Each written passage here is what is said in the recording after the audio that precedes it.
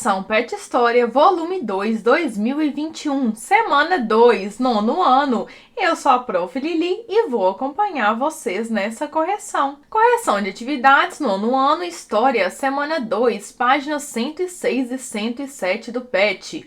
Número 1. Pesquise e comente o impacto da Revolução Russa no movimento operário brasileiro. Então, a Revolução Russa tornou-se um exemplo de vitória da classe operária na política. Fundaram-se entidades de classe, como associações, partidos e sindicatos. Ocorreram movimentos de lutas com revoltas, mobilizações operárias e uma greve geral em 1917. E surgiu a proposta da legislação trabalhista. Então, a Revolução Russa, ela comprovou o fato de que os trabalhadores conseguiram tomar o poder lá na Rússia. Então, aqui no Brasil, isso refletiu no fortalecimento da classe operária, que formou, então, suas entidades de classe, se uniu para poder lutar pelos seus direitos. E aqui no Brasil ainda não existia legislação trabalhista, que só vai ser criada no governo Vargas. 2. Comente como Vargas começou a associar a sua imagem aos interesses da classe trabalhadora. Então, ele se tornou o pai dos pobres com a divulgação da ideia de que os trabalhadores seriam a esperança para o crescimento do país.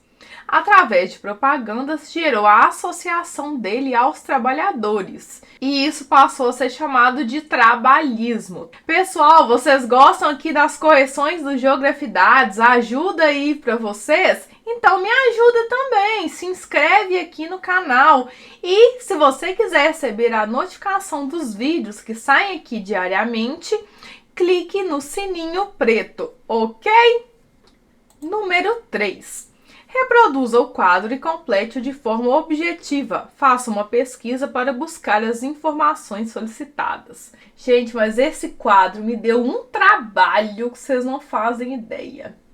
Então, vamos lá.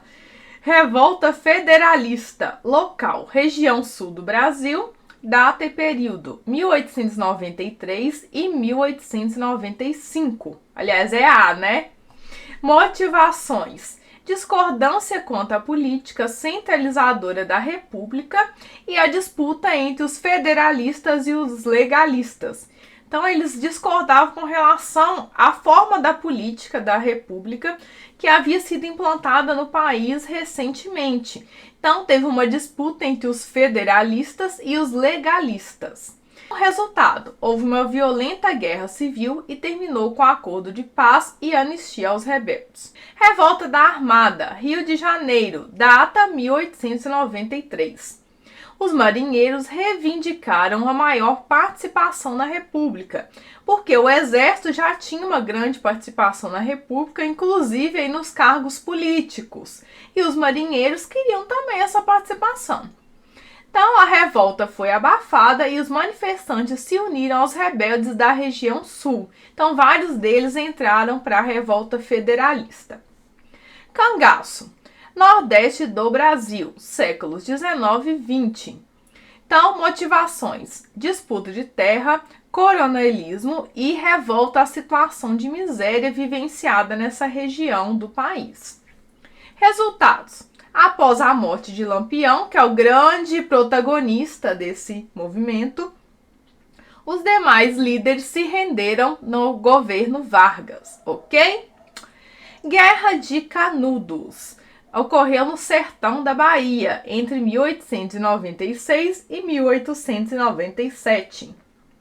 As motivações eram religiosas, que o Antônio Conselheiro, que era o principal líder desse movimento, ele era também um pregador religioso. Então, ele fundou esse arraial, que foi o Arraial de Canudos, e esse arraial começou a crescer bastante e chamar a atenção até mesmo da questão política.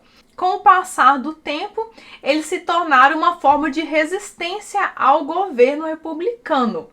E eles criaram, então, um regime político independente. Eles foram totalmente dizimados, a população foi massacrada e o arraial foi destruído. Revolta da Vacina, Rio de Janeiro, 10 e 16 de novembro de 1904.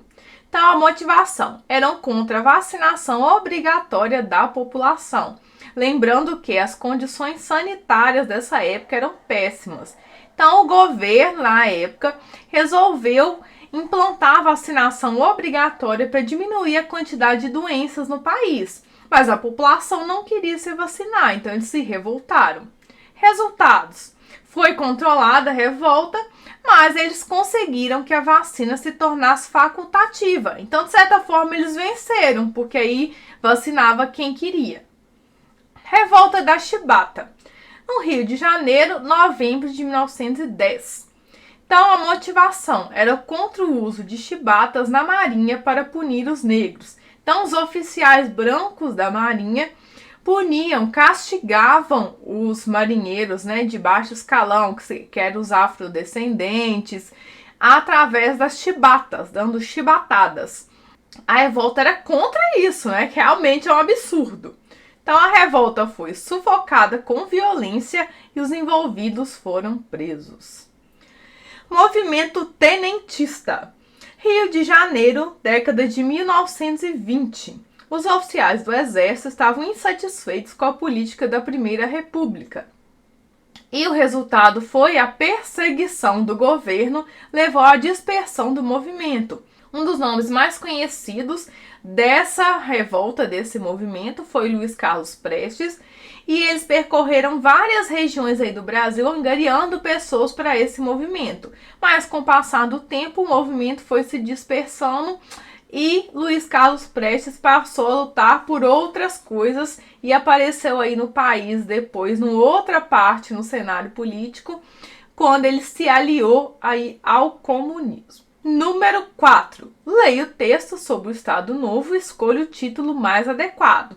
Então, vocês vão ler o texto aí no PET e vocês vão perceber que esse texto tem muito a ver com essa questão da propaganda política de Vargas, do qual ele era chamado como o pai dos pobres. Ele fazia aí diversas propagandas, foi um governo populista. E essas propagandas tinham um poder essencial durante o governo de Vargas, porque garantiu o apoio da população a ele. Pessoal, obrigado por terem ficado até o final da correção. Não se esqueça de se inscrever aqui no canal, de dar o like no vídeo e, claro, siga a gente no Instagram, @geografidades, @profgames1. Conheça o nosso outro canal, que é o canal de games, que é o Prof Games, e venha jogar comigo. E até a próxima! Tchau, tchau!